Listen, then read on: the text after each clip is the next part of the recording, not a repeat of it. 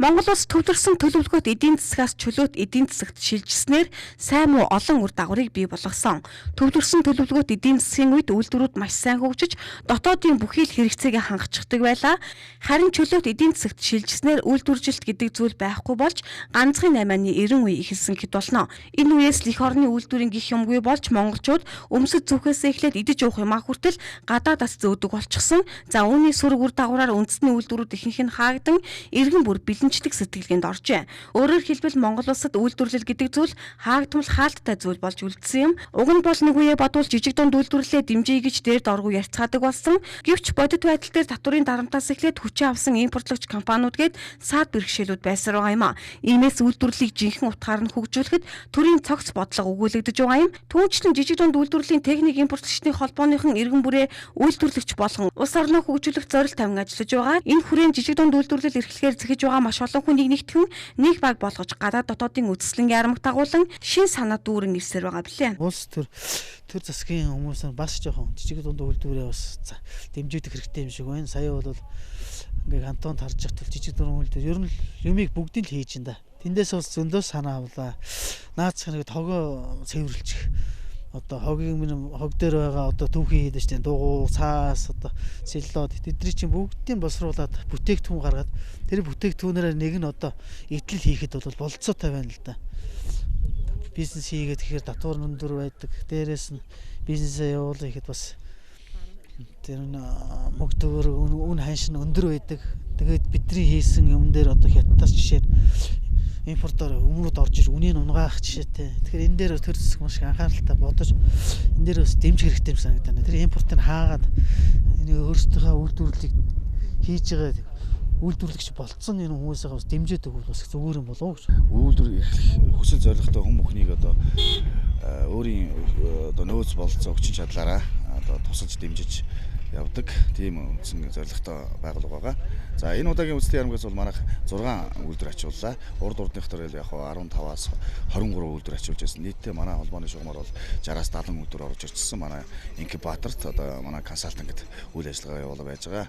Бидний зорилго бол 2020 он гэхэд Монгол улсын өнцөг булан бүрт үйлдвэрийн дуу цангидаж за 408 зөвхөст маань бид өөрсдийн бололцоогоор өөрсдийн гарын дорох зүйлээ хийгээд үйлдвэрлээд байх тийм сайхан ирээдүг одоо харах тийм зорилготой да. Энэ ерөөсөө биднийг олон жилийн өмнөөс одоо жижиг дунд үйлдвэр гэж энэ 20 хэдэн жил ярьлаа. Хүн ерөөсөө вакуум орчинд байгаад байна л да. Юуг юугаар хийдэг, яаж хийдэг юм бэ? За тоног төхөөрөмж нь ямар үнэрттэй байдгийг гэдгийг бид нар одоохондоо мэдэхгүй байгаа. Мэдхийн нэг нь мэдж байгаа. За мэдэхгүй нэг их нь дийлэх нь байна. За энэ аялал бол ерөөсөө л хүн гараараа нүдээр үзэж гараараа бариад за ерөөсөө ийм байдаг юм байна гэдгийг үзэж сонирхоод тэгээд үзэж сонирхсан хүн чинь өөрөө дараагийнхаа шатлсан арга хэмжээнд өөр ингэсэн зорилгоо тавиад бас дараагийн алхам гიშгэлгээ хийдэг тий. Үйлдвэрлэгч нар ерөнхийдөө голтуу сонирхож байгаа зүйл бол байгалийн түүхийд ашигт малтмал одоо болоод хог хаягдлыг дахин боловсруулах үйлдвэрийг дийлэхийг сонирхож байна. За энэ маань бол бас нэлээд хүмүүс бас тэрний хариуг авсан байх гэж бодож байна.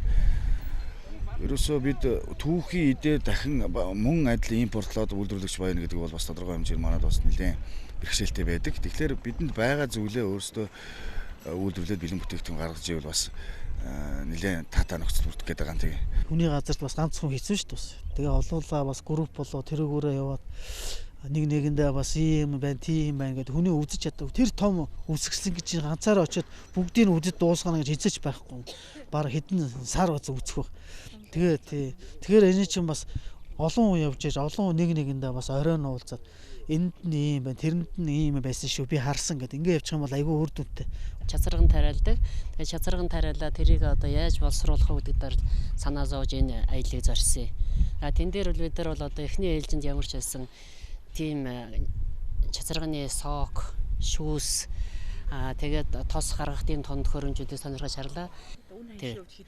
За үн ханшийн хувьд бол ер нь дамжлагаар нь авах юм бол цэвэр ус шүүх төхөөрөмж бас бусд нь бол 11,800 доллар болох жишээтэй. Тэр хэмжээний асуудлыг шийдчих юм бол би тэр ямар ч байсан жижиг тийм чацарганы сок, жуус хийгээд байх тийм хэмжээний жижиг үйлдвэрлэлийг бол хийх тийм боломжтой байна. Их л өргөн хүрээтэй юм үзэж нүд тайлж аяны вакц их дүүрэн ирлээ л дээ.